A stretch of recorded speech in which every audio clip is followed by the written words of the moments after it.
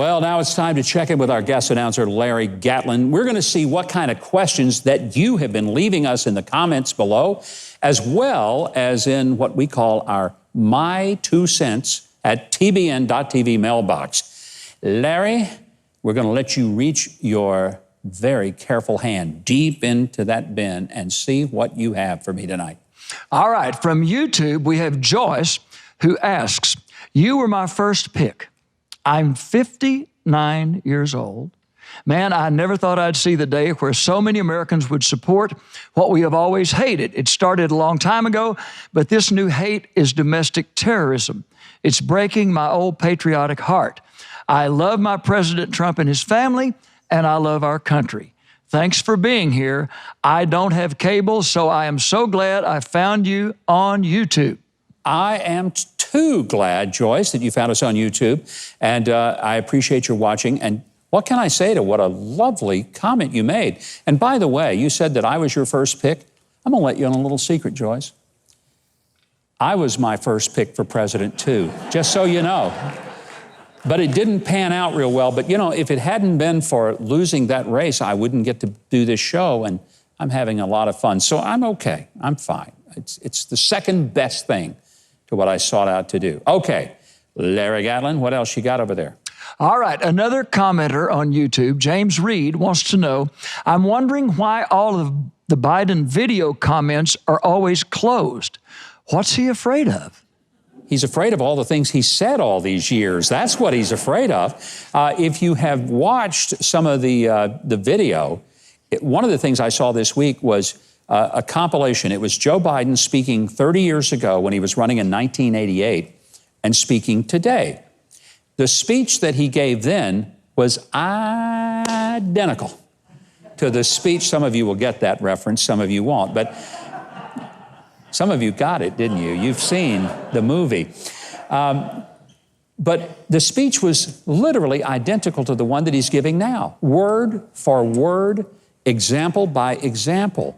And it seems to me pretty apparent that a lot of his staff really try to make sure that you don't see some of the things he said.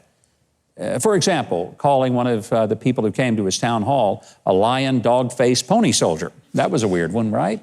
So I'm never going to call Larry Gatlin anything like this because he's got the next question, and I don't want him to blindside me with it. I appreciate that very much, Gov. You know, they were going to put Vice President Biden's likeness on Mount Rushmore, but there was not enough room for 2 more faces. Okay. Oh, drum roll, please. Oh. Okay, back to the script. Oh. The director just passed out. Yes, okay. he did. Jean, I think it's Jean, it may be Jeannie, J-E-A-N, has a simple question for you. Okay. When are the Democrats going to understand that our nation is a republic, not a democracy? When did that change? Jeannie, let me tell you when it changed. It changed when we quit teaching civics, and history. A lot of our kids grow up today, they have no idea what kind of country that they live in. Yes, we are a constitutional republic. Now, some may wonder, if you've been to school recently, what is the difference between a republic and a democracy? Well, a democracy in its purest form is where everybody votes on everything. So it's like a town hall, or it's like a free-for-all, whatever. What we have is a constitutional republic, which means we elect people to be our representatives. They go and make decisions on our behalf. We hire them and we can fire them. But we govern through elected representatives who must govern according to the written Constitution. That's how it's supposed to work. And so, yes, that's what we are. And you're quite right. A lot of Americans, including, I think, a lot of them that got elected to Congress, they don't know that. So let's unelect them and send them home and tell them to take a civics class before they ever run for Congress again. That would be a good idea, don't you think?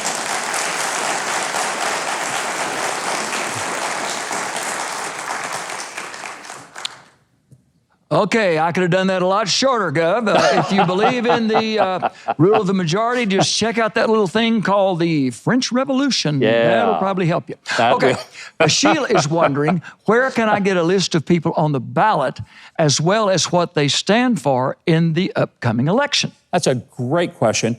I am National Honorary Chairman of a group called My Faith Votes, where you can go to myfaithvotes.org. You can learn the candidates in every election. You can also find out if it's still time for you to register to vote if you haven't. If you haven't, I worry about you.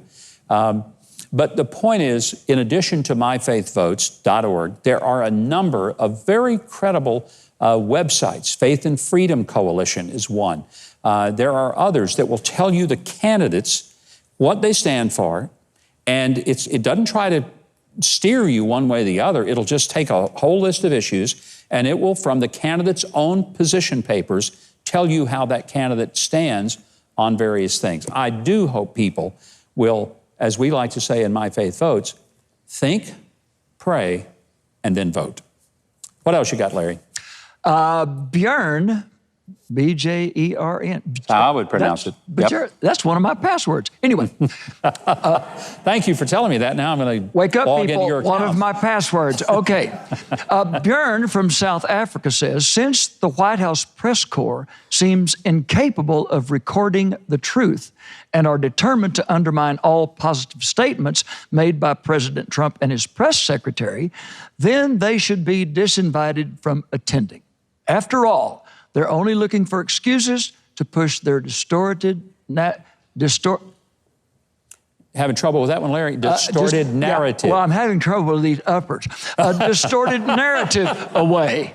Well, if they fall out during the show, make sure we get that on video. Don't start. I'm telling you, because that will go viral. We'll have so many downloads of seeing that it will be the biggest thing that's happened in this show in a long time, since Trey wore that coat that he wore last week. This is true. That is true. Well, let me just say that, first of all, how happy we are that we have people who are watching from South Africa.